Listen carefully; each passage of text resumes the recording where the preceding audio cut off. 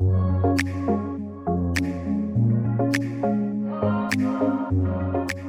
everyone. It's Maria, and welcome to the Breaking Up with Toxicity podcast. Thank you for being with me today. Each week, I will connect with people as they share relatable life experiences. We will talk about and at times challenge reoccurring unhealthy and toxic patterns that keep you from the changes you want to see as you break these unhealthy cycles. So let's get started and see where this show will take us today. Be sure to listen and don't forget to follow so that you never miss an episode.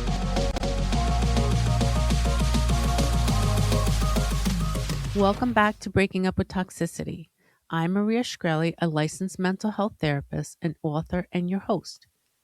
This is where we don't just talk about toxic behavior. We challenge the narratives around it. We slow things down. We stop letting the internet tell us what something means without context, without history, and actually without reality. Because right now, everything has a label. Everyone's a narcissist, everyone's borderline, and everyone's toxic.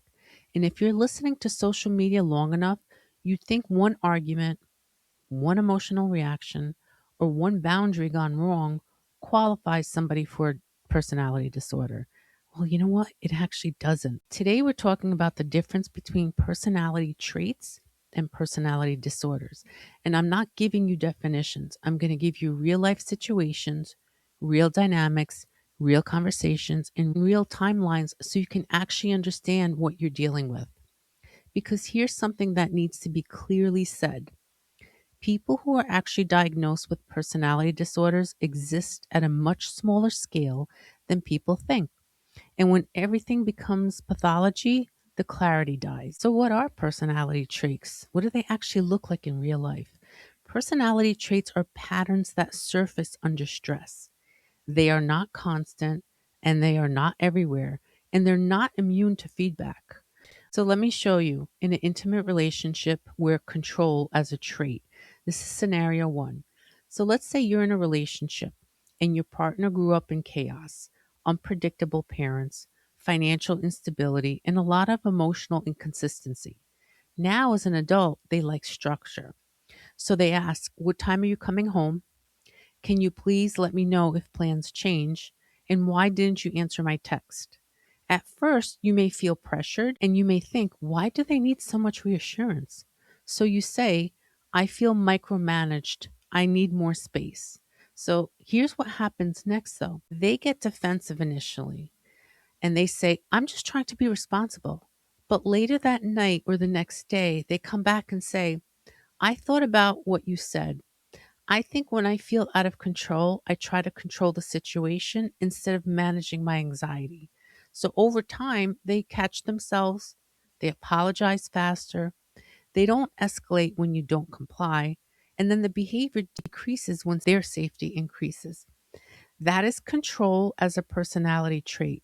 Is it uncomfortable? Yes. Does it need work? Yes. Is it pathology? No. Here's scenario two, and this one is an intimate relationship that has emotional reactivity as a trait. So let's take this conflict. You and your partner argue. They raise their voice, they cry, and they say something unfair. But then they feel bad. They replay the conversation, and then they say, I didn't handle that well. I was really overwhelmed. Next conflict, they're still emotional, but it's slightly less. So they're trying and they're learning. That's emotional dysregulation. That is not a disorder. So traits improve with insight. That's key. That traits do improve with insight. So now, same situation, but when it's not a trait.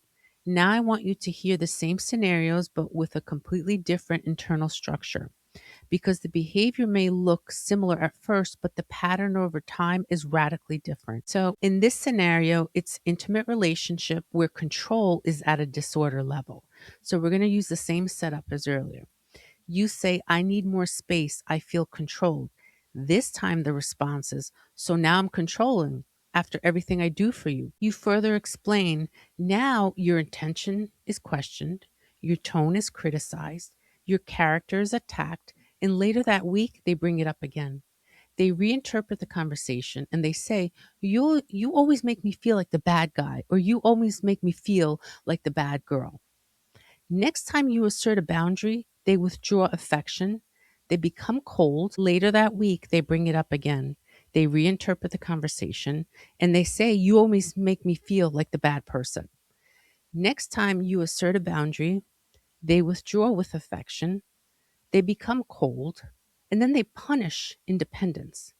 Months later, nothing has changed except for you're walking on eggshells. This isn't about anxiety. This is about rigid identity protection. The next scenario is jealousy, and this is where trait versus disorder. Let's talk jealousy at a trait level. So your partner feels uneasy about a coworker and they ask questions and they need reassurance, and you say, "I feel like I'm being interrogated." And they respond, "I know this is my insecurity. I'm working on it." Over time, the questioning does decrease, the trust builds, and the reassurance actually sticks. It gets strong. That's a trait. Now, here's the contrast. You mention a coworker. They accuse you, they monitor you, they check your phone out, they reinterpret neutral interactions. You reassure them that nothing has changed, there's nothing going on. You set a boundary, right?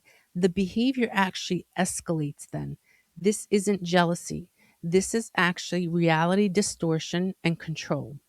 Now, when it comes to family systems where traits get normalized, families are where this gets the most confusing. So let's take the critical parent at a trait level. You grew up with a parent who criticizes everything, your clothes, your grades, your decisions. As an adult, you say, "That really hurt me growing up." And the way they respond to you is, "I didn't realize it affected you the way. I was raised the same." They don't become perfect, but they try. They do soften up. They catch themselves. They do apologize. And they do try to work with you the best that they can. That's being rigid, however, with the capacity for reflection. Now we're going to take the critical parent, and this is at a disorder level. Same situation. This time you say, "Your criticism affected me." They respond, "You're too sensitive," or, "You know what? That never happened." Okay, so now you're rewriting history. They become very angry. They play the victim, or they tell other family members that you're attacking them. Years later, it's the same behavior. It's the same denial. It's the same exact dynamic. That's not just poor parenting. That's egocentric functioning that's going on here. And then guilt in families at a trait level with guilt. Let's say a parent struggles when you move out.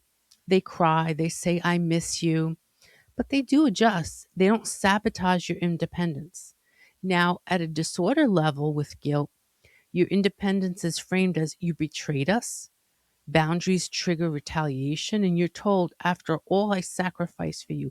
That's not love. What that is, that's control through obligation. So trying to determine within a home of what is healthy and unhealthy has its challenges. So traits can appear very early in life. Disorders are diagnosed later in life and for various different reasons. So let's take a child with very intense emotions. Let's say your child has a lot of big feelings and they have meltdowns and they struggle with frustration. But with support, they learn how to regulate, they develop empathy, and it improves over time. That's what we call temperament. Now, when the concerns start to emerge over time, it starts to look different. So what you look for is the different patterns.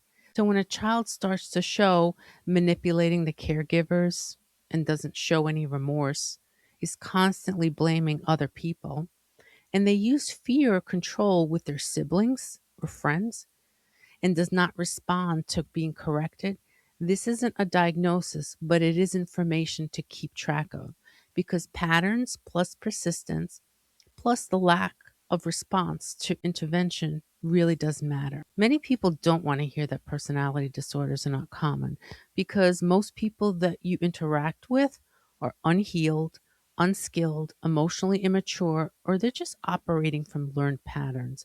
They're not disordered. Pathologizing traits, it prevents people's growths, it creates fear, and it actually removes accountability. So there is a question that I encourage people to practice, follow, recommend, to use. Ask yourself this: what happens when I stop complying? Do you experience discomfort? Is there an adjustment, or is there distance? That's traits. Or is there punishment, rage? Is there smear campaigns, or is there loss of autonomy? That's not a trait issue now. Now we're crossing the border of a possible disorder. Here's the bottom line. Not every difficult person is disordered, but not every dynamic is workable either. Healing doesn't come from overdiagnosing people, and it doesn't come from excusing harmful patterns. It comes from discernment. Because when you confuse traits with disorder, you either try to fix what needed boundaries or you tolerate what required distance, and neither leads to peace.